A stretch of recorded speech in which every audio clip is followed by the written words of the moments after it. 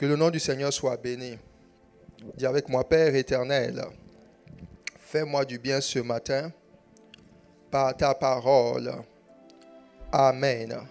Alors, qui se souvient sur le thème et le sujet sur lequel nous sommes en train de parler en ce moment, le sous-thème que nous sommes en train de traiter? Qui se rappelle? Dimanche dernier, demande à ton voisin, tu étais où dimanche? Oh là là là. Tu as oublié ce dont on est en train de parler. Que le nom du Seigneur soit béni. Alors, le grand thème dans lequel nous sommes, c'est manifester, ou plus ou moins par Christ, du fumier à la table des rois. Alléluia. Dis avec moi, par Christ, du fumier à la table des rois. Pourquoi j'ai mis par Christ? Parce qu'il y a des gens qui peuvent passer du fumier et aller à la table des rois sans forcément que ce soit par Christ. Dieu est derrière l'élévation, c'est vrai, mais il y a plusieurs formes de voies que les gens peuvent utiliser pour plus ou moins arriver à manifester une certaine forme de royauté. On a beaucoup de témoignages comme ça dans le monde où les gens disent « Ah, je n'étais personne, je n'étais rien ». Ils ne connaissent pas Dieu, mais à cause de telle une chose qu'ils ont eu à faire, ils se retrouvent à être sous les projecteurs, à devenir influents, à posséder les biens de ce monde. Donc, si c'est le fait d'être assis à la table des rois, si tu le cherches simplement, tu risques de ne pas choisir, de ne pas prendre le bon chemin. Et dans l'introduction, nous avons vu qu'il y a des personnes que Dieu choisit. Il y a des personnes sur qui Dieu met sa main et les distingue. Nous avons le cas de Daniel et ses amis, par exemple, qui sont arrivés dans un environnement hostile, mais que Dieu a distingué. Si vous regardez très bien la vie de Daniel et de ses amis, au début, rien n'était quelque chose qui pouvait présager qu'ils allaient devenir influents dans le royaume de Babylone. Mais parce que Dieu a mis sa main sur eux, leur situation a changé. Alléluia. La main de Dieu qui vient sur une personne va l'amener quelque part, va changer son quotidien, va lui permettre de manifester quelque chose qu'il n'a pas manifesté. Donc, bien-aimé, Dieu amène les hommes à la table des rois. Alléluia. Dieu amène les gens à la table des grands. Et le but de Dieu, c'est d'amener ses enfants, c'est d'amener tous ses enfants à cette dimension-là, à cette table-là. Dis avec moi, Père Céleste, je veux arriver là. Amen. Et nous avons dit, on a vu beaucoup d'éléments, on a vu beaucoup de choses. Et nous sommes en train de parler des axes de la royauté, Et dans le sous-point que l'Esprit de Dieu m'a amené à commencer par traiter à partir du dimanche dernier, c'était de triompher de l'empire du diable. Dis avec moi, je dois triompher de l'empire du diable. Alors nous allons ouvrir nos Bibles, on va aller dans le livre de Actes chapitre 10.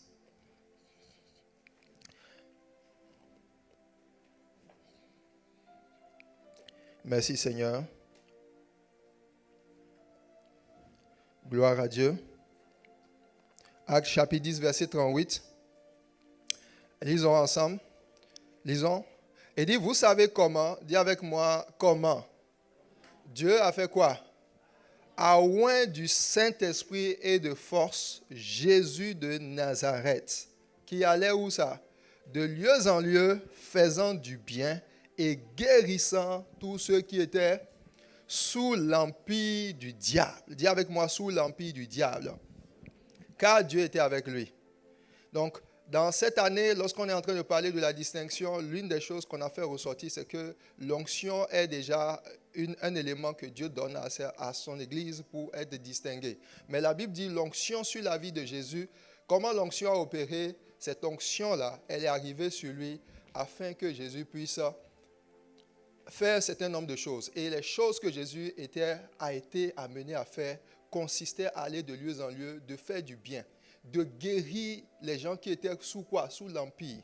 Donc, la Bible ne dit pas qu'il guérissait les gens qui étaient malmenés par le diable. La Bible dit qu'il guérissait les gens qui étaient sous l'empire du diable. Le mot empire, c'est le même mot, on peut parler d'emprise.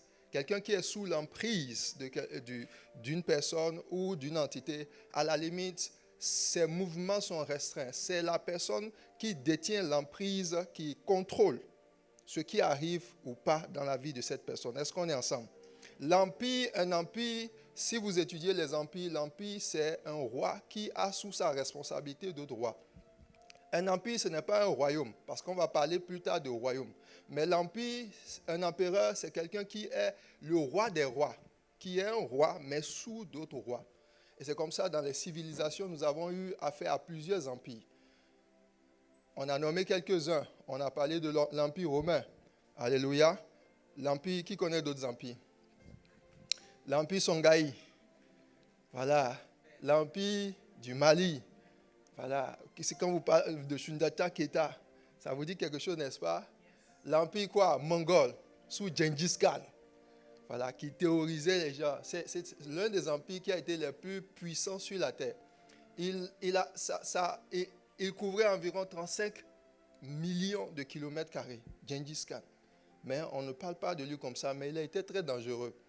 Et il dominait d'autres rois. Et la particularité, c'est que quand on parle d'un empire, il a la capacité de couvrir plusieurs régions, mais aussi d'aller dominer des cultures. Vous voyez, par exemple, un royaume est fait de quoi? De lois, de culture, une façon dont les gens fonctionnent. Le Canada est un pays à part entier. Les Canadiens sont des Canadiens. Mais il y a la couronne britannique qui a la main sur le Canada. Parce que c'est sous forme d'empire. Les Canadiens ne sont pas des Britanniques. Mais il y a des choses que les Britanniques font ou régissent sur le domaine du Canada. Alléluia. Donc la Bible décrit le Satan comme un empereur. Il a plusieurs royaumes sous lui. La victoire que Dieu nous donne sur le diable, ce n'est pas une victoire sur un seul élément. Le diable travaille sur plusieurs royaumes. Alléluia. Et la Bible nous parle des différents royaumes du diable. Et ces royaumes-là, Dieu veut que tu aies la victoire sur ça. L'un de ces royaumes que nous avons vu dimanche dernier, c'est ce qu'on appelle le royaume des ténèbres. Dis avec moi le royaume des ténèbres. Alléluia. Ésaïe chapitre 9 à partir du verset 1. Si vous pouvez me donner ça à la com. Le royaume des ténèbres. Il dit, les ténèbres ne régneront pas toujours sur la terre. Alléluia. Mais c'est dans les diapos. Vous êtes parti où? Allez juste sur la diapo sur le royaume des ténèbres. C'est un résumé que je fais. Il dit, les ténèbres ne régneront pas. Dis avec moi, les ténèbres ne régneront pas. Et il dit, ne régneront pas toujours. Ça veut dire qu'en ce moment même, les ténèbres règnent. Le fait de régner, c'est le fait de dominer. C'est de manifester une influence. Il dit, les ténèbres ne régneront pas. Alors, c'est quoi les ténèbres? Le mot ténèbres en hébreu, c'est le mot chosek, qui signifie ignorance. Ne pas connaître, c'est le fait de ne pas savoir. Alléluia. Il y a un règne du diable qui amène les gens à être ignorants. Et lorsqu'une personne est sous ce règne, c'est pas compliqué, c'est que tu ne sais pas. Il y a une chose que tu peux ne pas savoir qui peut détruire ta vie. Les civilisations, le monde dans lequel nous sommes a traversé ou est sous l'emprise de ce royaume-là. Que nous le sachions ou non. Et ce royaume peut t'influencer. Alléluia. Pourquoi il dit dans le livre de Osée, il dit, mon peuple périt faute de connaissance. Parce que même si tu as Dieu dans ta vie, pour que Dieu puisse t'aider véritablement, il faut que tu acceptes la connaissance. Il y a des choses pour lesquelles tu peux demander à Dieu. Tu dis, ah Seigneur, vraiment, je veux réussir dans les affaires. Je veux que ma vie avance. Et puis, Dieu va dire, ce n'est pas une question de prière, c'est une question de lumière. C'est une question de connaissance. Si tu ne sais pas faire, par exemple, les finances, la comptabilité, et tu rentres dans une entreprise, tu commences une affaire, et tu ne fais que prier, lorsque Dieu va vouloir t'exaucer, il se peut que le royaume de Satan, avec lequel tu es en train de traiter dans ce domaine-là, ce n'est pas le royaume du péché. Beaucoup de personnes mettent leur inavancement sur l'élément du péché, mais ce n'est pas simplement le péché qui empêche les gens de manifester la gloire de Dieu. Amen, amen. Dans le monde, on a vu des périodes où le monde criait après Dieu pour dire c'est Dieu qui est responsable de nos malheurs, de nos souffrances. Jusqu'à ce qu'une personne, que ce soit au moment où il y a de la poliomyélite, c'était une maladie qu'on pensait que ces maladies étaient des fléaux, même des dieux. Il y a des endroits, quand vous allez dans certaines régions, on peut même associer certains malheurs qui arrivent à des personnes pour dire que c'est parce que les dieux ont voulu cela. L'ignorance. Quelqu'un vient, on dit, oh, c'est votre eau dans le village là qui est polluée. On n'a qu'à aller traiter ça. Ça ne vient pas d'une soi-disant divinité. Parce que les gens sont ignorants, ça les amène à vivre dans l'abaissement. Et le diable aime ça. Le mot ténèbres, là, vous voyez, quand il n'y a pas la lumière, on ne voit pas. Tu es là-dedans, tu peux être là-dedans. Les choses de ta vie ne fonctionnent pas. Pas parce que Dieu n'est pas avec toi, mais parce qu'il te manque de lumière. Il faut avoir l'humilité pour demander souvent à Dieu, Seigneur, éclaire ma vie. Alléluia. Tu as besoin de la lumière de Dieu pour gérer tes affaires. Tu as besoin de la lumière de Dieu pour marcher dans cette vie. Tu as besoin de la lumière de Dieu pour gérer ton couple. Tu as besoin de la lumière de Dieu pour manifester le plan de Dieu sur ta vie. Ta vie spirituelle peut être dans les ténèbres parce qu'il y a des informations que tu n'as pas, que tu es censé avoir. Et pendant ce moment-là, Dieu dit simplement, tu es dans les ténèbres. Il faut qu'il t'éclaire. Dis avec moi, Seigneur, éclaire-moi. Alléluia. Et les ténèbres aussi, ce n'est pas très loin de la mort. Quand vous lisez le passage, regardez très bien. Il dit, le peuple qui marchait dans les ténèbres voit une grande lumière se lever. Sur ceux qui habitaient le pays de l'homme de la mort, une lumière resplendit. Vous voyez, quand les ténèbres sont considérées comme étant l'ombre de la mort. Dis avec moi l'ombre de la mort.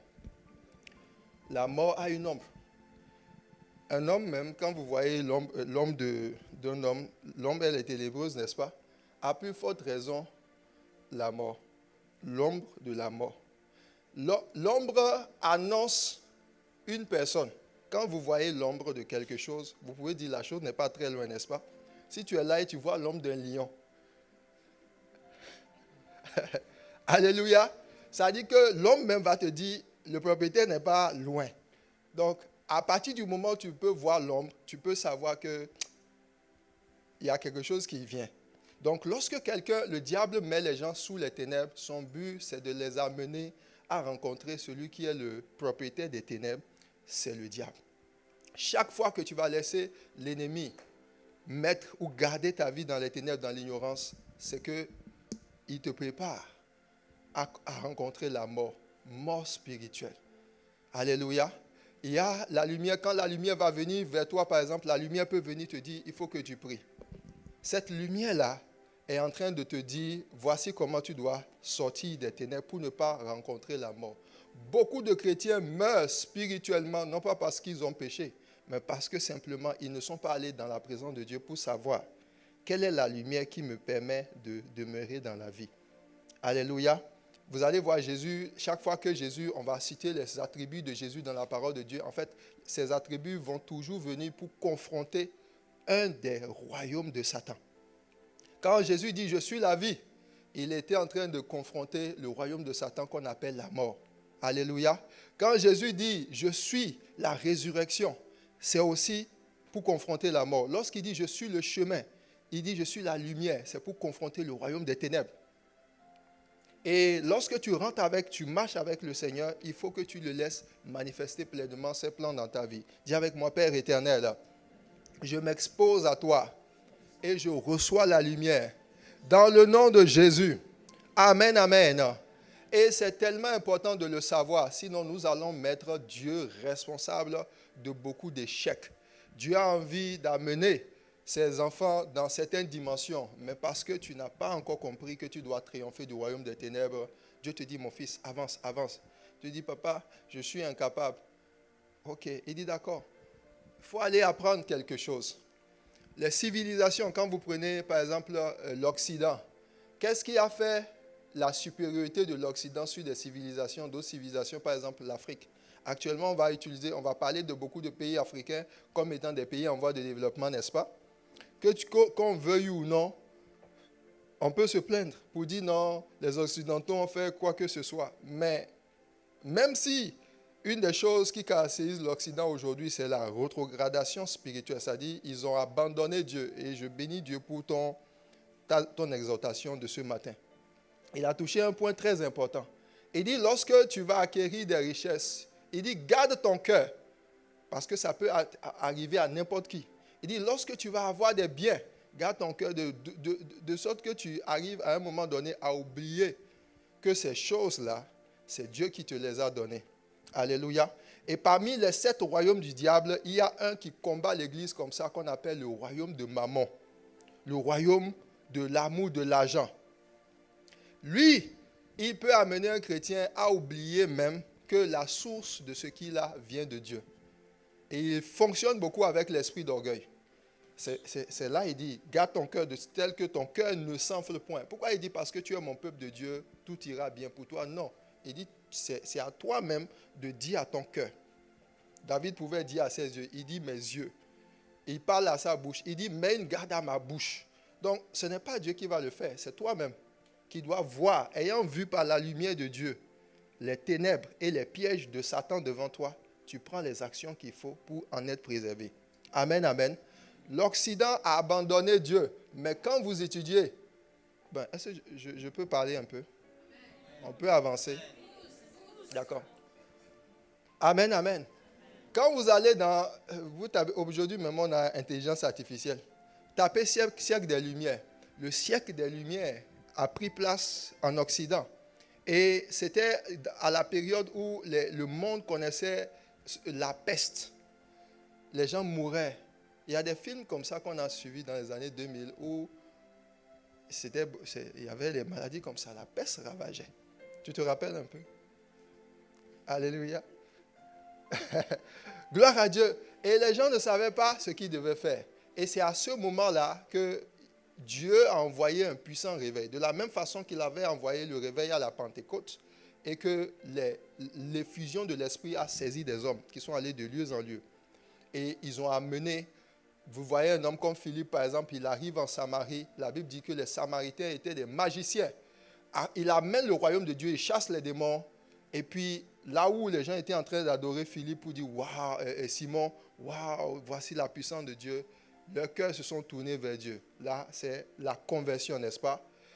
Le mouvement de l'esprit amène toujours les conversions. Donc, à partir du moment où les gens ont commencé par se convertir, ils ont abandonné leurs œuvres de magie et ils se sont tournés vers Dieu. Ils ont abandonné les ténèbres et ils ont choisi la lumière. Et c'est ce qui a amené le siècle des Lumières. Le siècle des Lumières arrive non seulement avec l'acceptation de Dieu, mais aussi avec les lumières divines. Puisque Jésus est la vie, le monde étant dans le chaos, étant dans la mort, quand Jésus arrive, il donne la lumière pour résoudre cela. Est-ce qu'on est ensemble? Donc, le siècle des Lumières a visité l'Europe. Et l'Europe a été guérie. C'est là qu'on a les différentes révolutions industrielles qui ont pris place. Les États-Unis aujourd'hui, qui sont considérés comme la plus grande puissance du monde, leur acte de constitution, c'est en 1700 et quelques. Ils ne font pas plus de 300 ans. Ils ne sont pas aussi vieux que la Chine. Est-ce qu'on est ensemble? Est-ce qu'on est ensemble? Ils sont constitués de personnes qui ont quitté plusieurs pays. L'Irlande, les pays européens. En vérité, les États-Unis sont constitués essentiellement d'Européens et de quelques Africains. Alléluia. Donc, ils sont arrivés là. Et à partir de ce moment, ils ont connu le développement qu'on connaît. Pendant ce temps, dans certains pays, dans certains endroits, les gens préféraient, ils n'ont pas reçu la lumière. Et cette lumière-là les a fait rester dans le ténèbre. Les ténèbres par rapport à l'innovation, les ténèbres par rapport à l'entrepreneuriat, les ténèbres par rapport aux recherches et développement.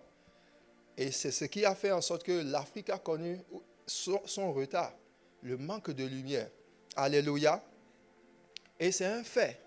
À partir de quel moment l'Afrique peut manifester son développement réel? C'est lorsque elle décide de ne plus regarder sur des choses qui ne l'amènent à nulle part, mais décide de garder ses regards sur Jésus, croyant que Dieu, celui qui a fait de ceux qui sont en Occident, ceux qui sont, il est capable de faire de ce que ils seront aussi.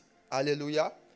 Et pour quelqu'un qui a quitté l'Afrique, un continent, tu viens en Europe, si tu n'as pas renouvelé ton intelligence et comprendre ce qui a fait de ceux qui sont ici peut-être, ceux qui sont dans ces pays-là, ceux qui sont...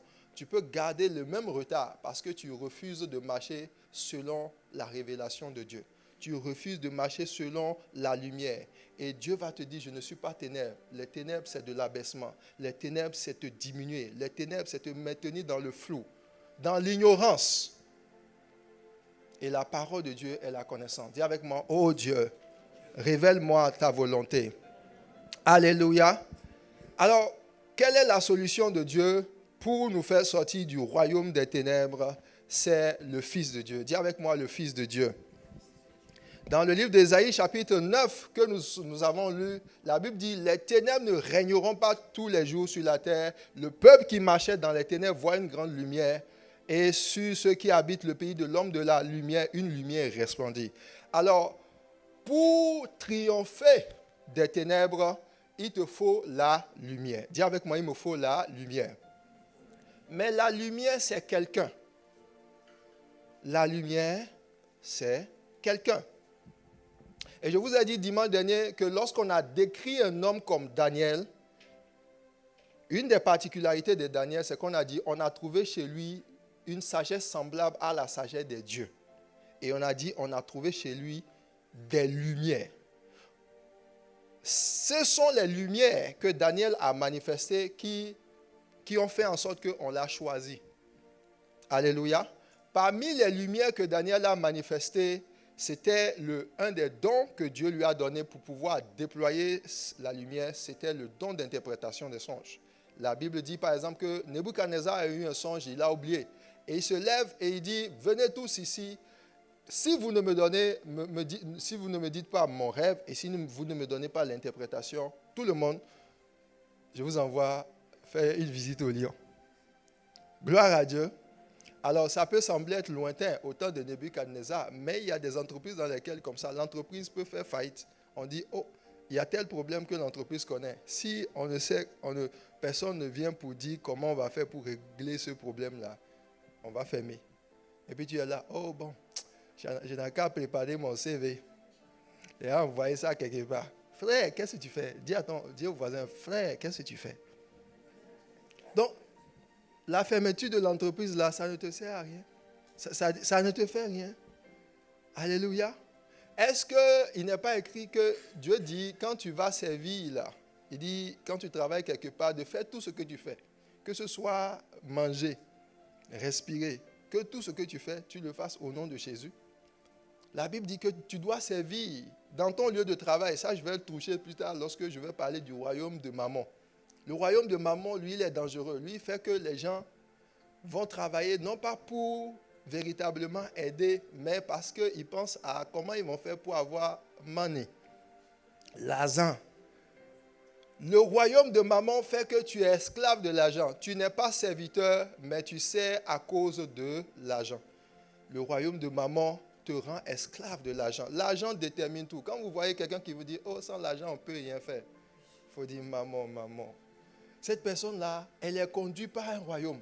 Tu peux ne pas être en train de vivre dans l'adultère. Tu peux ne pas être en train de voler. Sinon, ça là même, c'est pas très loin du vol quand même. Alléluia. Maman, lui, va faire en sorte que tu seras dans un emploi. Et puis, si on te voit, tu fais bien. Quand on ne te voit pas, tu fais comme tu veux. Tu n'es pas honnête. Tu ne travailles pas pour le bien de l'entreprise. C'est parce qu'on te donne un salaire. Sinon, même tu aurais claqué même la porte. Depuis, tu serais parti. Maman peut travailler sur tes habitudes, te donner des habitudes, des comportements qui ne sont pas les choses qui sont vraiment liées à qui tu es. Alléluia. Maman fait que tu es à l'heure au travail et tu es en retard à l'église. Maman. Parce que quand tu sais que si on dit c'est 8 heures, l'heure du travail, et que tu arrives à 8 heures, ou tu arrives à 8h30, qu'est-ce qui va se passer? On laisse même l'élément du renvoi. On va couper ton... Déjà mes $1,500 ou mes $5,000, je ne sais pas combien tu gagnes. Alléluia, ça ne me suffit pas. Mais si on diminue ça déjà, qu'est-ce que je vais faire? Donc c'est maman, c'est l'amour de l'argent là. C'est ça qui te motive. C'est ça qui fait que tu vas au travail à l'heure. Si tu vas quelque part et puis on dit non, il n'y a pas l'argent dedans, tu vas voir que tu seras moins discipliné. Regarde ton voisin. Dis voisin, tu es sûr? Tu es sûr? Même Dieu, même quand il dit convocation sur l'année, voilà, c'est là, tu prends tout ton temps, tu viens, on dit le culte est à 9h30. Toi, c'est à 10 minutes de la fin du culte qu'on te voit. Et quand tu viens, tu lèves les mains, Alléluia, et Dieu va te renvoyer. Dis à ton voisin, Dieu va te renvoyer. Dieu va couper ton salaire. Dieu va couper ton salaire. Alléluia. Oui, Dieu va couper ton salaire. Parce que tu es sous un royaume. Tu es sous le royaume de maman. Tu es sous un royaume. Et ce royaume l'a fait en sorte que beaucoup de gens, que ce soit dans le monde, vous allez voir, ils ont des airs qui ne sont pas forcément les bons. Ils vont t'appeler. À la limite, ils vont te sourire. Dès qu'ils ont ton argent, le visage change en même temps. Alléluia. Parce que ce qui les motive, c'est l'argent. Ce qui les motive, c'est l'argent. Dis avec moi, oh Dieu, délivre-moi dans le nom de Jésus. Donc, tu dois apprendre, si tu ne veux pas être conduit par maman, tu dois apprendre à être fidèle. Quand on te donne un travail, fais-le bien. Quand on te donne un travail, fais-le bien. Fais le travail que tu fais, non pas aux hommes, pour plaire aux hommes, mais à Dieu. Sinon, lorsque tu seras en train de faire ça, Dieu va dire, tu es en train de t'amasser un salaire pour les hommes. Ce n'est pas moi mon salaire. Parce que lorsque tu sais Dieu, tu t'attends à ce que le travail que tu fais, celui-là qui va venir, qui va être ton rémunérateur, c'est Dieu. Mais lorsque tu sais les hommes, tu fais les choses. On te donne un petit salaire, tu fais truc là. Ou tu es là dans un travail, on te paye, tu dis non, moi je travaille ici en attendant que... Voilà. Et puis même, les heures de travail là, tu voles un peu dedans quand même. On dit pause de 30 minutes, tu as déjà fait 1 heure. Ah non, je n'ai pas trouvé de travail. Et puis tu es là, tu es sur ton WhatsApp, Facebook. Tu as fait, on a dit 7 heures de travail. Quand tu calcules le nombre de temps que tu as fait sur WhatsApp et tout, jette les coups d'œil. Testo. Tu réponds. Et puis tu es là, tu as fait, au lieu de 7 heures de temps, tu as fait 2 heures. Et tu dis non, on n'a pas su. Dieu voit, Dieu a vu. Après tu vas dire, oh Dieu, bénis-moi. Dieu dit non. Ou Dieu dit, bon, ok, ce que tu as fait là, l'argent là, on t'a déjà viré ça. Mais moi, mon salaire, tu ne vas pas avoir mon salaire. Parce que Dieu est un Dieu qui rémunère. Mais il ne va pas te rémunérer lorsque tu machines avec les ténèbres. Lorsque tu ne marches pas dans l'intégrité, dans la vérité. Tu dois pouvoir dire, Seigneur, je me répands. Alléluia. Dis avec moi, Père éternel, je me répands dans le nom de Jésus. Donc il dit, le peuple qui marchait dans les ténèbres voit une grande lumière et ceux qui habitaient l'ombre de la mort, une lumière resplendit. Alors comment on triomphe de l'ombre des ténèbres? C'est de recevoir la lumière. Dis avec moi, je dois recevoir la lumière. Que la lumière de Dieu soit avec toi dans le nom de Jésus. Alors la Bible va nous présenter cette lumière. Cette lumière, c'est Jésus-Christ. Amen. Alléluia. Dis avec moi, je dois recevoir Jésus-Christ, la lumière. La grande lumière. Jean chapitre 8, verset 12. Il dit, Jésus leur parlait de nouveau et dit, je suis la lumière du monde. Alléluia. Celui qui me suit. Dis avec moi, celui qui me suit. Ne fera pas quoi? Ne marchera pas dans les... Il ne sera pas aveugle. Parce que tu peux ne pas vivre dans le péché, mais tu ne vois pas. Tu ne vois pas clair. Alléluia. Tu ne vois pas clair. Dis à ton voisin, tu ne vois pas clair. Il faut qu'on ne te prenne pas la main. Et dit, celui qui me suit ne marchera pas. Alors, c'est quoi suivre Jésus? Suivre Jésus, ce n'est pas observer Jésus. Suivre Jésus, ce n'est pas être le chum de Jésus. Alléluia. Suivre Jésus, ce n'est pas être la fille chérie de Dieu. Oh Dieu, je suis ta fille chérie. Oh Dieu, je suis... Non. Il dit, celui qui me suit, c'est cette personne-là qui ne va pas marcher dans les ténèbres. Alors Jésus se présente comme étant la lumière. Alors comment est-ce qu'on reçoit la lumière? C'est d'abord reconnaître qu'on a besoin de Jésus. Alléluia. Une personne qui n'a pas encore reçu Jésus est dans les ténèbres. Elle ne voit pas. Elle ne voit pas clair.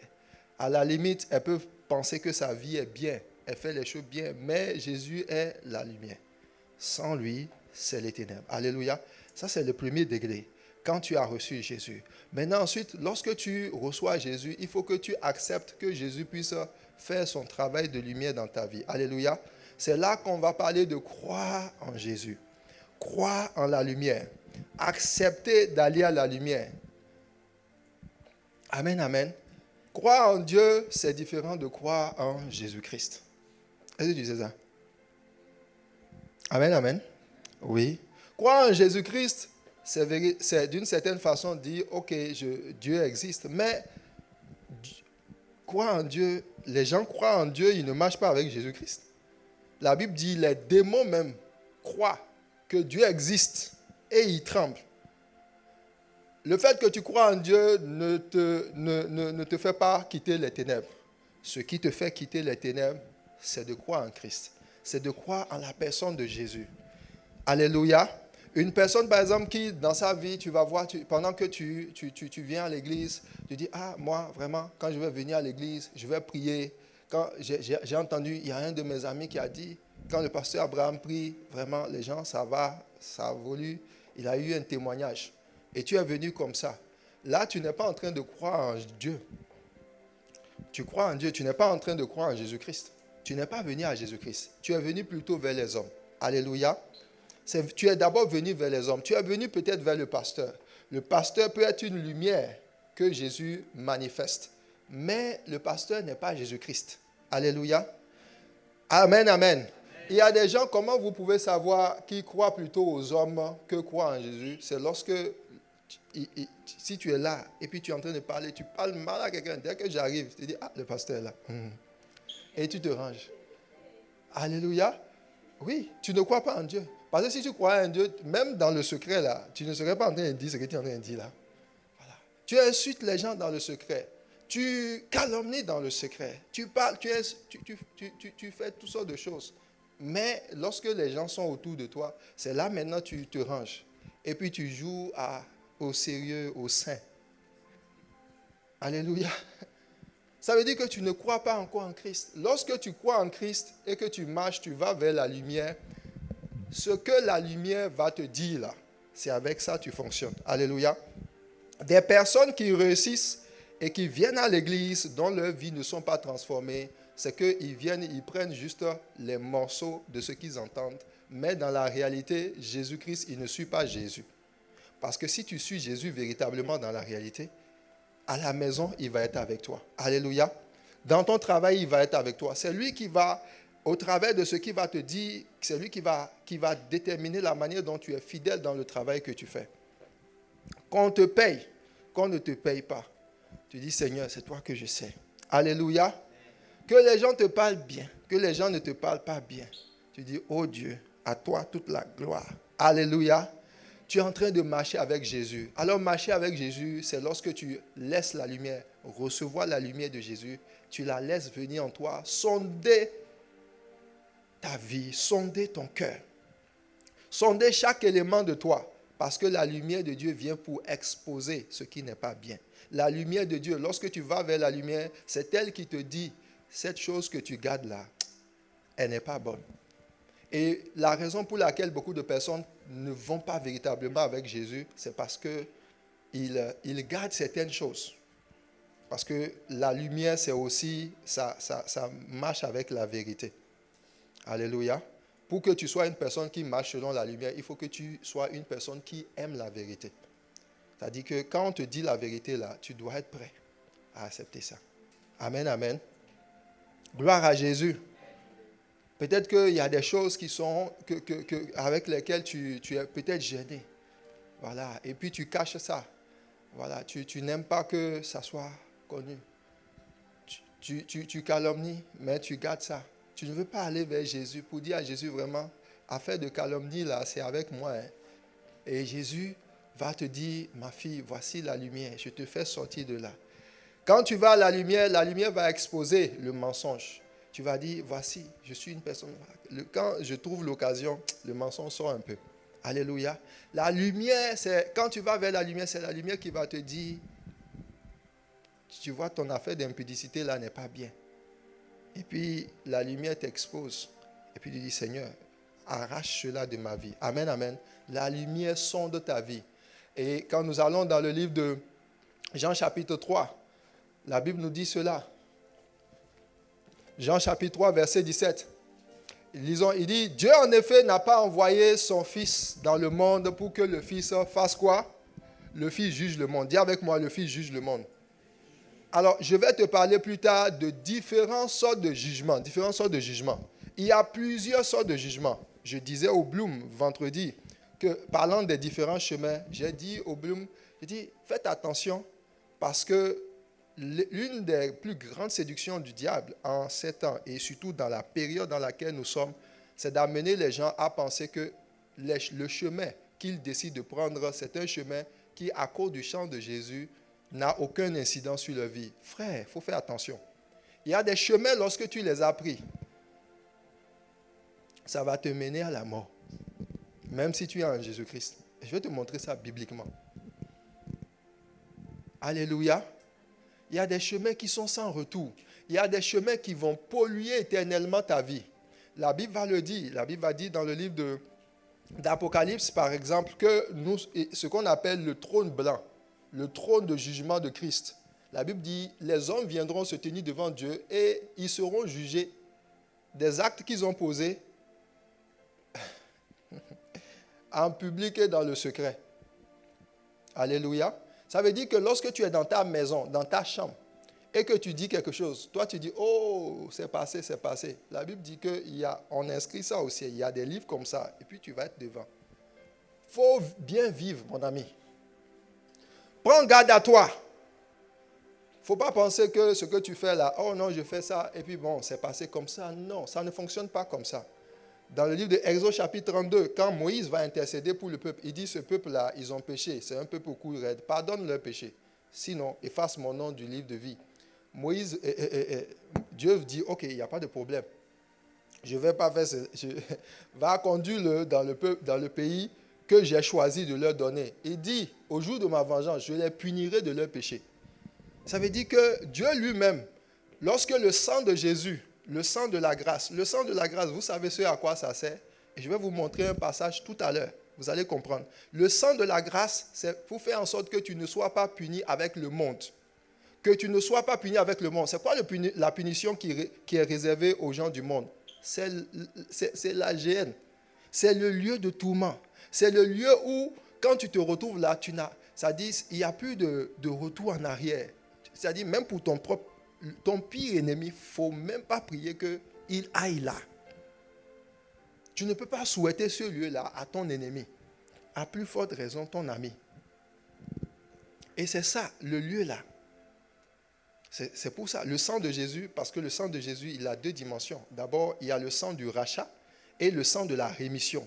Le sang du rachat, c'est celui que Jésus a donné pour que nous soyons rachetés par un grand prix. La Bible dit qu'il nous a rachetés par un grand prix. Nous ne nous appartenons plus à nous-mêmes. Ça veut dire que ce sang-là te sépare normalement. Tu n'es plus à toi. Alléluia. Et je leur ai dit, parlant des vices qui entourent la jeune génération, parmi ces choses-là, les plaisirs de la jeunesse, c'est quand les jeunes sont amenés à vouloir goûter à tout. On dit quand tu es jeune, tu peux aller coucher comme tu veux. C'est la jeunesse, il faut goûter. La vie est trop courte. Après, ça va aller. Quand tu vas devenir maintenant un grand, là maintenant quand tu auras une grosse barbe, tu peux venir maintenant t'asseoir au milieu de l'église. Mais quand tu es avec les jeunes là, nous quand on est en gaz, frère, dis, faut bien gazer même. Alléluia. On est dans la jeunesse, c'est le moment où, voilà, le pasteur, on le voit juste dimanche, il prêche, et puis nous, on va se gérer. On va se gérer. Quand on aura fini de faire nos classes de jeunesse, et on aura bien péché, on aurait bien vécu dans l'impudicité, et puis on serait bien rassasié. Après, maintenant, on va être sérieux, et on va venir s'asseoir. Je vous ai dit, c'est l'un des gros pieds de Satan pour vider le peuple de Dieu, vider la jeunesse, les enfants de Dieu, et les rendre inutilisables. Aucune consécration. Et je leur ai dit, quand vous allez une seule, parlant de la cigarette par exemple, ceux que l'ennemi amène, on dit, oh, c'est le moment où on va en boîte. Oh, mes amis m'ont invité, et puis on a un rencard quelque part. Ren quoi? Je vais t'attraper. Et puis vous allez, et puis à ce moment on dit, ah, il faut être branché quand même. Nous ici, on fait un peu de tabac, un peu de trucs là, il faut goûter un peu. Le tabac qu'on donne là, dans le tabac, il y a ce qu'on appelle la nicotine. J'ai vérifié. La nicotine, une seule goutte de nicotine qui tombe sur la langue d'un chien, c'est la mort du chien. Ça cause la mort du chien. Une seule goutte. Au bout de quelques heures, c'est une urgence absolue. Si vous voulez, allez sur Google, checker. Et la cigarette que les gens prennent, c'est fait de plus, c'est pas une goutte, c'est plusieurs gouttes même. Et quand la Bible dit, elle dit, oh non, après ça, je vais venir voir Jésus, puis je vais prier. La Bible dit, le temple du Saint-Esprit, si une seule goutte peut tuer un chien, donc tu prends ça, toi, tu ne t'appartiens plus. Tu vas, tu prends, tu mets ça sur le corps de quelqu'un. La Bible dit, si quelqu'un détruit le temple de Dieu, Dieu le détruira. Dieu le détruira. Et Satan le sait. Satan le sait. L'Esprit de Dieu, il y a beaucoup de personnes que les... Alléluia. Bon, on revient. Donc, il y a plusieurs jugements. Il y a un jugement que Dieu lui-même va se faire. Mais la Bible dit, si nous nous jugeons nous-mêmes, nous ne serons pas jugés. Ça veut dire que l'un des jugements que Dieu met à ta portée, là, bon, je vais parler québécois, lolo. L'un des jugements avec lequel tu dois marcher chaque jour, si tu veux rencontrer ce jour, ce trône-là, et te trouver bien devant ce trône, c'est que tu dois utiliser le jugement de ta propre vie. Tu dois sonder tes voies. Tu dois permanemment te retrouver devant le miroir de Dieu. Et justement, il y a beaucoup de personnes qui fuient ce miroir. Ils fuient le miroir. Et on va voir pourquoi les gens fuient le miroir de Dieu. Parce que tu peux être quelque part, tu es dans une salle, et puis il y a la lumière là-bas, mais toi, tu es dans les ténèbres. Tu dis, ah, il y a la lumière là-bas. Hein. On dit, toi aussi, il faut aller. Il dit, non, non, non, je connais. Ce qui se passe là, je sais. C'est le type de personnes qui connaissent bien les Écritures. Mais eux-mêmes, difficilement, ils vont aller pour chercher à ce que ce qui est dit là, dans les Écritures, ça s'applique à eux. C'est le type de personnes qui écoutent la parole de Dieu pour les autres. Ah, pasteur, prêche. Alléluia. Alléluia. Et tu as vu, maintenant, tu mets ça en statut. Ça n'a qu'à lui parler, mais il n'a qu'à entendre. Mais toi, et ton cœur. Qu'est-ce que tu as laissé véritablement?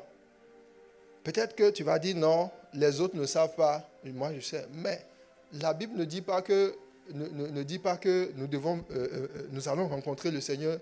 Chacun va rendre compte de lui-même. Alléluia. Pourquoi t'inquiètes-tu de ce qui se passe dans la vie des autres? C'est sur ta propre vie que tu dois d'abord travailler. Si tu travailles sur ta vie et tu es bien, gloire à Dieu. C'est ce qu'on veut. Alléluia. Donc tu ne dois pas être de ces personnes-là qui, voilà, quand tu quittes l'église, tu as des trucs là, tu as des trucs. Il dit, oh non, moi, mon petit péché là, c'est l'impudicité. Et je traîne ça avec moi. Ça va aller un jour. Et puis Jésus dit, abandonne ça. Tu dis, non Seigneur, Jésus délivre de l'impudicité. Alléluia. L'impudicité, c'est dans le QG du diable. Bon, du royaume des ténèbres. Il y a un autre royaume, ils sont frontières, c'est le royaume du péché. Voilà, tu peux rentrer là-bas sans visa. C'est pas comme Donald Trump qui bloque les gens. Non, là-bas, tu glisses facilement. Parce que plus tu es ignorant, plus tu glisses rapidement dans le péché. Ah, tu fais comme ça. On dit, oh, rentre seulement, pas besoin de visa, passeport. Bienvenue, bienvenue. Tu es vautré dedans même. Et tu peux même te plaire. Il y en a qui bâtissent même des maisons. Dans un royaume, oui, un royaume, il y a plusieurs villes. Voilà. Par exemple, dans le royaume du péché, en fait, presque dans tout royaume, il y a des prisons. Et puis, il y a des villes même. Il y a des villas. Et dans ces villes-là, tu peux construire une maison là. Comment tu peux savoir que tu construis une maison dans le royaume du séjour des morts, par exemple? C'est lorsque tu es déprimé et puis tu dis, oh, moi vraiment la dépression, moi et ma dépression là, je suis tout le temps stressé. Et tu te définis toi-même comme une personne stressée. Tu as bâti une maison dans le royaume du séjour des morts. Tu n'es pas encore mort, hein, mais tu es dans son séjour. Tu es dans son salon. Alléluia. Jésus guérit les maladies. Ça peut te choquer, ça peut te traumatiser, mais je vais te dire ça. La Bible dit, Dieu a oint du Saint-Esprit, Jésus-Christ de Nazareth, qui allait de lieu en lieu, guérissant les malades, chassant les démons. Et parmi un des royaumes du diable, le royaume de la mort, lui, son œuvre aussi, c'est de maintenir des gens dans la maladie. Est-ce que Jésus veut te laisser malade jusqu'à la fin de ta vie? Non. Mais les tentacules de Satan peuvent venir tenir ta vie, tenir ta famille dans la maladie. Et puis tu peux même affectionner la maladie sans chercher à ce que le joug, la puissance de Dieu vienne briser cette maladie sur ta vie. Que Dieu brise ses jougs sur ta vie dans le nom de Jésus. Alléluia. Donc, ça c'est le jugement. Il dit Dieu, le monde pour juger le monde, mais pour que le monde soit sauvé par lui. Amen. Alors, la Bible dit que Dieu, il y a la longanimité dans Dieu. La longanimité, c'est-à-dire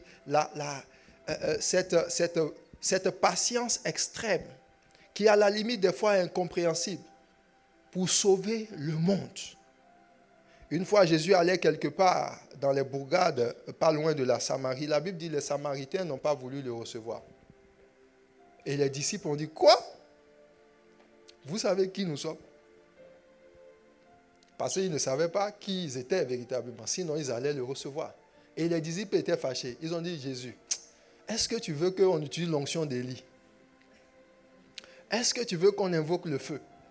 Parce que nous savons que si nous invoquons le feu va venir. Et le feu va les consumer. Et Jésus a dit, non. Qu'est-ce que vous faites? Vous ne savez pas de quel esprit vous êtes en train, quel esprit vous anime. Et il dit, le Fils de l'homme n'est pas venu pour paître, mais pour sauver. Donc, malgré que les gens ont voulu ne pas le recevoir, Jésus n'a pas pris ça. Voilà. Il dit, c'est parce qu'ils ne savent pas ce qu'ils font. Il dit, maintenant, contournons. Jésus a contourné, parce qu'à cette période-là, il était venu pour sauver. Et nous sommes dans cette période-là où Jésus veut sauver les âmes. Amen, amen. Jésus veut sauver les âmes. Dis avec moi, Père éternel, accorde-moi la victoire. Et dit, celui qui croit en moi n'est point jugé. Mais celui qui ne croit pas en moi est déjà jugé, parce qu'il n'a pas cru au Fils unique de Dieu. Et dit, ce jugement, c'est que la lumière étant venue, où ça? Dans le monde, les hommes ont fait quoi? Ont préféré les ténèbres à la lumière. Alléluia. Donc, il y a des gens que la lumière visite, mais la Bible dit qu'ils ne vont pas à la lumière parce qu'ils aiment les ténèbres. Ils aiment il y a quelque chose qui ne veut pas que la lumière expose. Quand quelqu'un fait le mal, il n'a pas envie que le mal soit exposé. Alléluia. Voilà, il fuit la lumière. Donc, dès qu'il voit, par exemple, on est en train de faire un truc sur... on dit, venez confesser vos mensonges. Une thérapie de groupe pour ceux qui mentent. On dit, viens, dites ce que tu as. Bon, il dit, moi, j'ai un rendez-vous. Il est parti comme ça. Alléluia. Voilà, cette personne. Et puis, il va être même sincère. Il va trouver le rendez-vous tout de suite. Je n'avais pas fait changement d'huile dans ma voiture. Respo. À la prochaine. Mais il est en train de fuir quelque chose qu'il n'a pas envie de confesser. Il n'a pas envie d'abandonner. Or, ce que tu n'exposes pas demeure avec toi. Alléluia. La Bible dit que les gens ont préféré fuir. Il dit ils ne sont pas allés vers la lumière parce que leurs œuvres étaient mauvaises. Leurs œuvres sont mauvaises. Okay. Il dit car quiconque fait le mal est la lumière et ne vient point à la lumière de peur que ses œuvres ne soient dévoilées. Voilà, je vais te donner un doc. Quand tu vois un frère, une soeur dans ton département qui te fuit, pose-toi la question, sœur, ça va? Alléluia. Les gens fuient beaucoup plus la présence des hommes de Dieu lorsqu'ils sont dans l'impudicité. Ils sont dans le péché. Alléluia. Mais pourtant, nous sommes d'abord des hommes. Si déjà moi-même tu me fuis déjà parce que tu es en train de commettre quelque chose dans ta jambe et toi-même tu sais. Et tu me fuis. Ou bien tu fuis le service parce que toi-même tu sais qu'il y a quelque chose qui ne va pas. Il faut aller vers Jésus. Tu dis, Jésus, je t'expose. Celui qui cache ses transgressions ne prospère point. C'est difficile, mais il faut le faire. Alléluia. Si tu ne vas pas... La lumière, en fait, elle opère aussi un peu comme le feu. Vous voyez, toutes les lumières qui sont là, il y a de l'énergie à l'intérieur. L'énergie solaire, vous ne pouvez pas regarder le soleil avec vos deux yeux directement, n'est-ce pas? Alléluia. Donc, il y a certaines lumières ici, ou même quand vous allumez les phares d'une voiture, et puis tu te mets devant les phares, tu peux pas, si tu regardes ça, tes yeux peuvent se griller, parce qu'il y a une puissance dans la lumière. La lumière de Dieu vient toujours exposer les ténèbres. Et les ténèbres en toi, tu dois être prêt à laisser que cette lumière-là. Alléluia. Dis avec moi, Seigneur, aide-moi à aller vers la lumière, afin que la puissance du feu de Dieu consume en moi tout ce qui n'est pas de Dieu. Dans le nom de Jésus. Alléluia. Alors on va se tenir debout, on va prier pour ce point sur la lumière, sur la victoire, sur le royaume des ténèbres. On va élever la voix. On va dire, Seigneur, délivre-nous de tout ce qui, oui, nous maintient dans le faux, tout ce qui nous maintient dans l'ignorance, tout ce qui nous empêche de marcher selon ta volonté. Père éternel, dans le nom de Jésus, nous voulons prier afin que nous soyons délivrés de tout ce qui est lié à la compromission, tout ce qui est lié aux œuvres des ténèbres.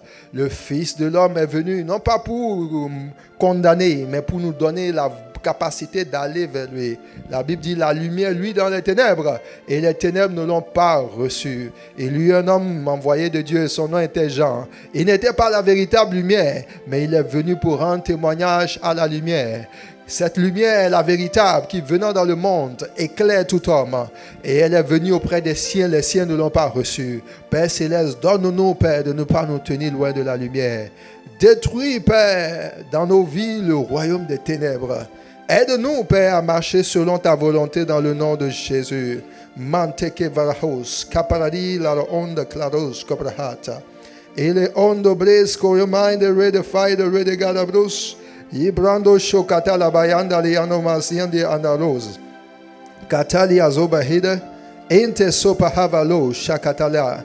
Mante kezusha ivahate. Merci Saint-Esprit de Dieu. Merci parce que tu nous aides. Merci parce que tu nous aides. Merci parce que tu nous aides. Dans le nom de Jésus. Alléluia. Dis avec moi, Seigneur, aide-moi. Alors on peut se rasseoir quelques minutes. Et dans le livre de 1 Jean chapitre 1 verset 7, donnez-moi 1 Jean chapitre 1 verset 7, la Bible dit ceci, et on va passer à un autre royaume. Il dit, mais si nous marchons dans la lumière, dis avec moi, si nous marchons dans la lumière, comme lui-même est dans la lumière, nous sommes quoi? Mutuellement en communion, et le sang de Jésus, son Fils, nous fait quoi? Nous purifie de tout péché. Alors ce passage, si vous le lisez très bien, vous allez voir qu'il est assez étrange. Il est assez étrange. Est-ce que tu ne constates pas? Ou bien, qui constate que le passage est assez étrange? Demande à ton voisin, est-ce que tu ne constates pas? Et dit, si nous marchons dans la lumière, comme il est lui-même dans la lumière, nous sommes mutuellement en communion. Stop. Parce que si on dit, on marche déjà dans la lumière, la suite de la phrase là, elle sert à quoi? Il dit, le sang de Jésus, son Fils, nous purifie de tout péché. Si je marche déjà dans la lumière, ne devrais-je pas déjà être pur de tout péché? Alléluia. La Bible dit non. La Bible dit, le fait de marcher dans la lumière est l'ingrédient qui va permettre à Dieu de te purifier de tout péché. Tu n'as pas compris. Alléluia.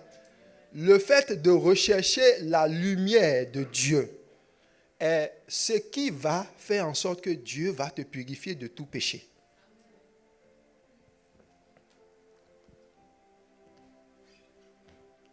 Donc si tu dis déjà, moi je suis enfant de Dieu, je suis exempt de péché, voilà, ma vie est nette. Bien-aimé, Jésus va allumer sa torche dans ton cœur. Il va allumer sa torche dans ta vie. Il va allumer sa torche dans tes pensées. Il va allumer sa torche. Et si Dieu te fait grâce, tu vas te retrouver en train de pleurer sur toi-même. Gloire à Dieu. C'est pour ça, pour marcher dans la lumière, il faut beaucoup d'humilité. Il faut beaucoup d'humilité. Il ne faut jamais penser que tu es arrivé. C'est ce qu'il dit. Il dit, le sang de Jésus, son Fils, nous purifie de tout péché. Alléluia. Gloire à Jésus. Donc le royaume de lumière, et puis nous avons touché le point d'être curieux dans la présence de Dieu. Ça te permet d'aller chercher les révélations, le how, le comment est-ce que Dieu veut t'aider à sortir de telle situation et autres. C'est toujours la lumière. Là, dans la dimension de connaissance, révélation, ne pas vraiment marcher de façon aveugle dans les choses qui sont qui concerne ta vie. Alléluia. Donc le deuxième royaume, c'est le royaume du péché. Dis avec moi le royaume du péché.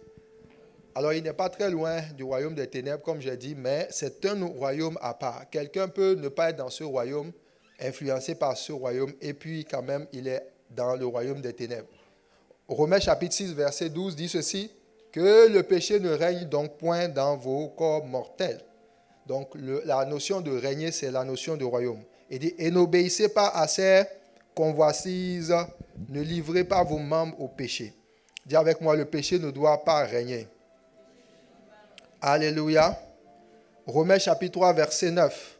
Il dit, qui donc, quoi donc, sommes-nous plus excellents? Nullement, car nous avons déjà prouvé que tous, juifs et grecs, sont sous l'empire. Donc même le royaume du péché est constitué aussi un empire en lui-même. Alléluia. Voilà. Parce qu'il y a péché, il y a péché. Il y a des rois de péché. Et ils ont leur royaume. Différentes manifestations. Et tu dois pouvoir dire, Seigneur, je ne me retrouve dans aucun de ces royaumes. Amen, amen. Lorsqu'on va parler de l'adultère, ça ne doit même pas, tu ne dois pas être dans ce camp. Alléluia. Lorsqu'on va parler du mensonge, le vol, l'escroquerie, la tromperie, tu ne dois pas être trouvé là-dedans. Il dit que le péché ne règne pas dans vos corps mortels. Et ce qui est surprenant, c'est que beaucoup de personnes, en tout cas, qui d'une certaine façon ne prennent pas garde à eux-mêmes, peuvent vivre dans l'église et puis sont accoutumés. En fait, ils sont dans le territoire même du péché. Et Dieu dit, tu dois sortir de là. Dernièrement, il y a un frère qui me rendait témoignage et puis il demandait conseil. C'est par rapport à une de nos églises. Il dit, un frère est venu lui dire, moi je trouve que ma femme là, elle n'est pas spirituelle. Elle est bizarre. Et puis il regarde une autre soeur, il commence par dire, la soeur là, elle est bien. On va arriver là tout à l'heure, la convoitise. Ah, et je dis, pasteur, qu'est-ce que je dois faire dans cette situation? Je dis, mais il dit, ils ont déjà 3 enfants. Il est frère. C'est qui ça? Voilà. Il n'est pas ici, il n'a pas son client ici. Miséricorde. Amen, amen. Mais, il dit cela. Mais quand vous regardez, ils ont plusieurs enfants. Mais il trouve que maintenant sa femme n'est pas spirituelle. Sa femme ne fait pas ce qu'il a envie qu'il fasse. Et maintenant il veut chercher une femme spirituelle. Toi-même tu es dans le péché. Et tu accuses ta femme de ne pas être spirituelle. Comment toi-même tu es spirituel? Tu n'as pas et ils ne sont pas mariés. Hein. Ils ne sont pas mariés. Ils ne sont pas mariés. Ils sont en concubinage. Et maintenant lui il veut chercher une femme spirituelle. Et toi tu es alors quoi? Alléluia. Donc quand vous avez fait le premier, mais tu étais spirituel, donc tu en veux à la fille. C'est normal. Quand le diable est rentré dans l'affaire, elle peut résister. C'est normal que maintenant il dit non, ces trucs-là. Et puis vous n'êtes pas arrêté à 1, 2. Donc j'ai dit, mais quel est le problème? Si tu aimes la chose, il faut aller te marier. Est-ce ça coûte quelque chose de se marier maintenant? Voilà. Un rendez-vous à la mairie, c'est fait. Voilà. Tu aimes ça. Et puis c'est toi qui continues de faire ça, et puis tu ne veux pas. Et puis après, maintenant tu viens. Et c'est comme ça. Imaginez cette personne-là, il vient à l'église, alléluia, oh Dieu, je t'aime. Il est vautré dans le péché comme ça. Donc, on est arrivé à ça, où les gens expriment à Dieu leur amour, mais sont dans le QG de Satan. Ils sont là-dedans. Alléluia. Tu dois être prêt. Dis avec moi, je ne dois pas vivre dans le royaume du péché. Satan, je déménage aujourd'hui même. Dans le nom de Jésus. Alléluia. Il y a un chant qui dit, ne me cherchez plus là-bas, non? Ne me cherchez plus là-bas. Oh. Regarde ton voisin. Dis, tu déménages. Maintenant, les chants, où êtes-vous? Venez, on va chanter. On sent qu'il faut qu'on déménage aujourd'hui. Il faut qu'on déménage. Alléluia. Il va me prendre. Il va. Mais ils sont où? Il va me prendre.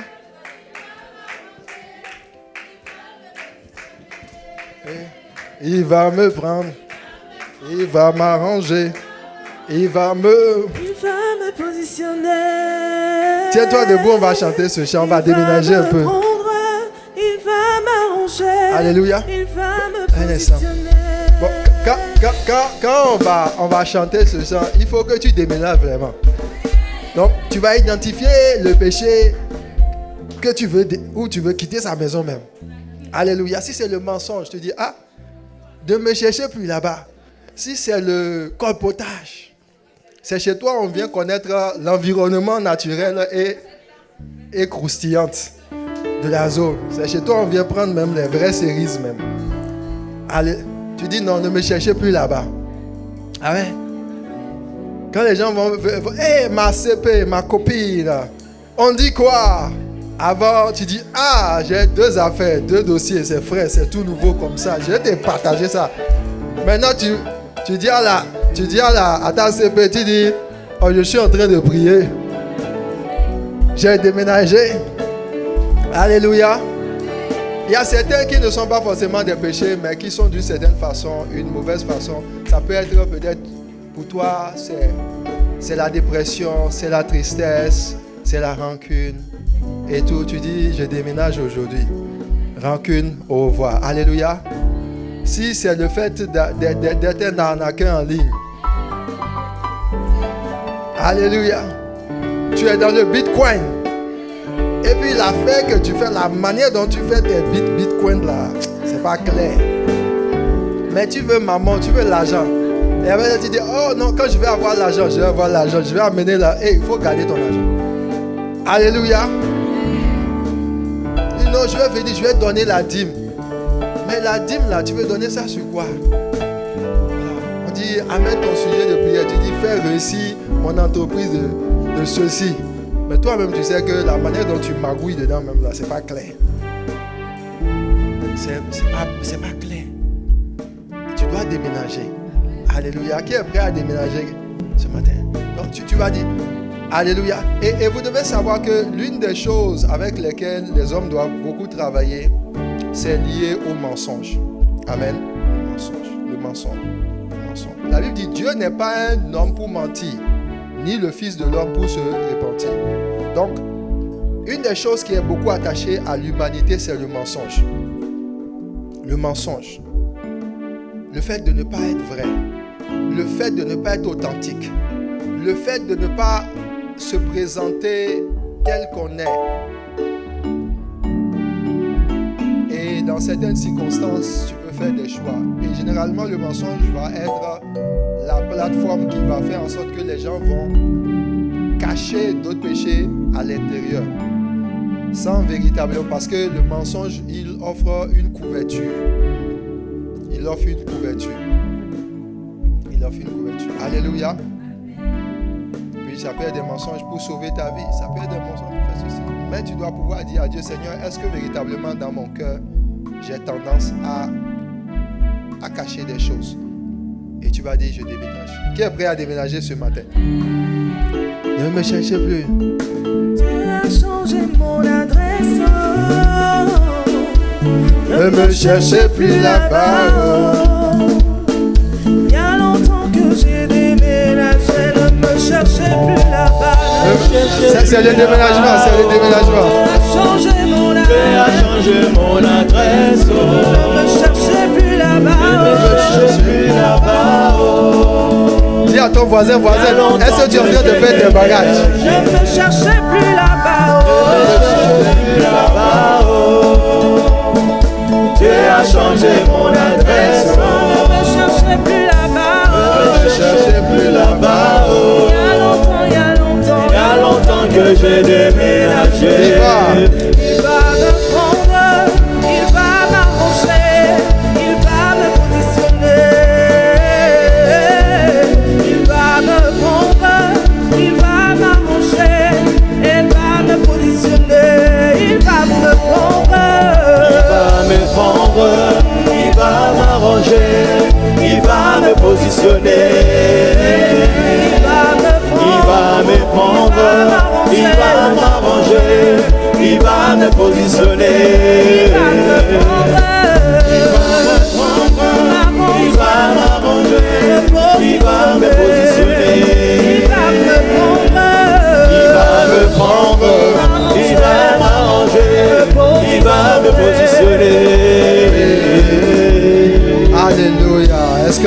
Jésus peut acclamer le Seigneur. Dis avec moi, Père éternel, je triomphe du royaume du péché. Dans le nom de Jésus. Amen, amen. Alors Dieu délivre du péché. Dieu délivre véritablement. Alléluia. Au ciel, le ciel n'a pas de péché. Au ciel, le péché ne passe pas au ciel. C'est justement pour ça le sang de Jésus nous purifie de tout péché. C'est la partie de la rémission. Dieu a mis ça en place pour que ses enfants soient purifiés. Si tu n'es pas conscient de ça et tu laisses le péché être dans ta vie et que le sang ne parle pas, il va y avoir un plafond là qui va t'attendre. Il faut que tu dises à Dieu, Seigneur, lorsque l'Esprit de Dieu vient pour faire son ministère en toi et te parler de ta vie, ne traîne pas le péché. Est-ce que c'est tu dois te sentir coupable d'avoir menti? Non. Il n'y a personne dans le monde qui n'a jamais menti. Alléluia. La Bible dit, tout le monde a péché et a été privé de la gloire de Dieu. Si avant, tu as vécu dans l'impudicité, il faut dire, moi je ne suis plus là-bas. Même si dans mon message, je suis en train de parler de l'impudicité, toi-même, ça ne va pas te faire mal parce que tu dis, c'était avant. Pasteur, avant. Amen, amen. Mais si tu vois que ça te brûle, ça veut dire que c'est là. Amen. Oui. Quand quelqu'un se blesse là, et puis on prend certains médicaments qu'on appelle l'alcool, qu'on utilise, les antiseptiques pour faire truc là, quand ça rentre dedans, ça fait quoi? Ça pique. Il faut que ça travaille. Mais lorsque tu dis à Dieu, Seigneur, je me livre, c'est-à-dire tu ne travaillais pas bien, tu aimais l'argent, tu fais les choses pour être vu. C'était ton quotidien. Tu attendais l'appréciation des hommes. Tes mobiles n'étaient pas les bons. Quand Dieu met la lumière dessus, il ne faut pas jouer la victime. Il faut dire, Seigneur, la parole est venue à moi, elle m'a sondé. Amen, amen. Elle m'a sondé. Moi-même, quand j'étais en train de préparer le message, j'ai regardé mon cœur. Avant de venir te parler, moi, je me suis repenti de mes péchés. Ah bon, tu ne sais pas, hein? Oui. Parce que tous là, on va le voir. Donc, si tu es là et puis tu ne fais pas ton travail personnel à toi, et puis tu ne laisses pas la parole de Dieu te transformer, la personne qui va être perdante, c'est toi. Ce n'est pas autre personne. Le péché ne traverse pas le ciel. Et puis tu ne vas pas au péché, il ne te téléporte pas au ciel comme ça. Non, il faut que le sang de Jésus parle. Si nous marchons dans la lumière comme lui-même il est dans la lumière, nous sommes en communion avec lui et le sang de Jésus nous purifie. Gloire à Jésus. Des fois, tu peux être là, tu pries pendant que tu cherches la face de Dieu pour quelque chose. Et l'Esprit de Dieu amène ta pensée quelque part. Et par rapport à un élément simplement. Si tu es sensible, tu réagis. Alléluia. Tu réagis. Tu réagis et tu fais. Si ça nécessite que tu t'humilies, tu t'humilies. Tu le fais. Et là, tu dis Seigneur. Il y a des fois même, certaines actions, tu dois les poser même avant que tu ne te couches. Tu ne t'endors. Elle disait ça. Il y a des actions que tu dois poser. L'Esprit de Dieu dit, c'est là. Maintenant. Parce que ta vie est trop bloquée. Il y a des choses qui n'avancent pas. Tu cherches, tu dis non, je ne comprends pas pourquoi les choses. Parce qu'il y a des choses que tu gardes avec toi. Jésus dit, tu n'es pas encore fatigué. Laisse-moi ça, je vais prendre ça. Abandonne ça.